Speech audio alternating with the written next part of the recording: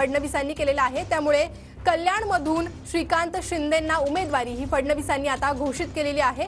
कल्याणमधल्या उमेदवारीबाबत खरं तर पेच होता, चर्चा सुरू होत्या, मात्र आता स्वतः देवेंद्र फडणवीस यांनी कल्याणमधून श्रीकांत शिंदे यांची उमेदवारी घोषित केलेली आहे।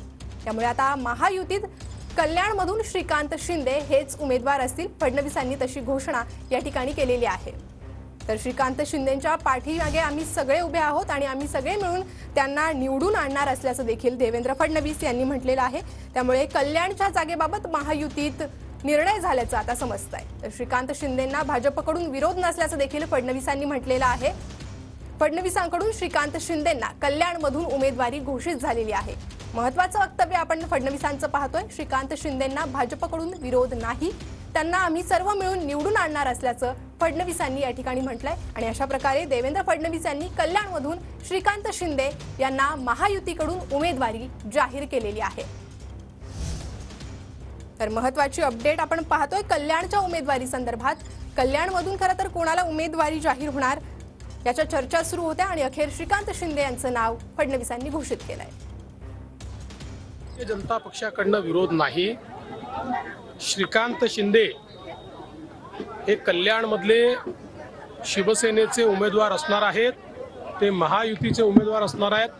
भारतीय जनता पार्टी त्यांच्या पाठीशी खंबीरपणे उभी राहणार आहे, पूर्ण ताकदीने आणि मागच्या वेळेसपेक्षा जास्त मतांनी डॉक्टर श्रीकांत शिंदेंना कल्याणमधनं आम्ही सगळे म्हणजे भारतीय जनता पार्टी, शिवसेना, राष्ट्रवादी, रिपाई, रासपा आमची जी एक बृहद युती आहे, ही युती त्या ठिकाणून त्यांना निवडून आणेल हा मी विश्वास करतो। तर आपण बघतोय फडणवीसांकडून श्रीकांत शिंदेंना कल्याणमधून उमेदवारी घोषित करण्यात आलेली आहे। श्रीकांत शिंदे या ठिकाणी खासदार होते, मात्र यावेळेला श्रीकांत शिंदेंना कल्याणमधून उमेदवारी मिळेल का याबाबत अनेक चर्चा सुरू होत्या, मात्र अखेर देवेंद्र फडणवीस यांनी त्यांची उमेदवारी ही घोषित केलेली आहे। त्यामुळे श्रीकांत शिंदेंना भाजपमधून विरोध नाही असं यावेळी फडणवीसांनी म्हटलंय आणि महायुती श्रीकांत शिंदेंनाच कल्याणमधून निवडून आणणार, त्यांच्या पाठीशी आम्ही आहोत असं फडणवीसांनी म्हटलंय। त्यामुळे आता श्रीकांत शिंदे हेच महायुतीचे कल्याणमधले उमेदवार असतील, तशी घोषणा देवेंद्र फडणवीस यांनी केलेली आहे। नागपुरात देवेंद्र फडणवीस बोलत होते।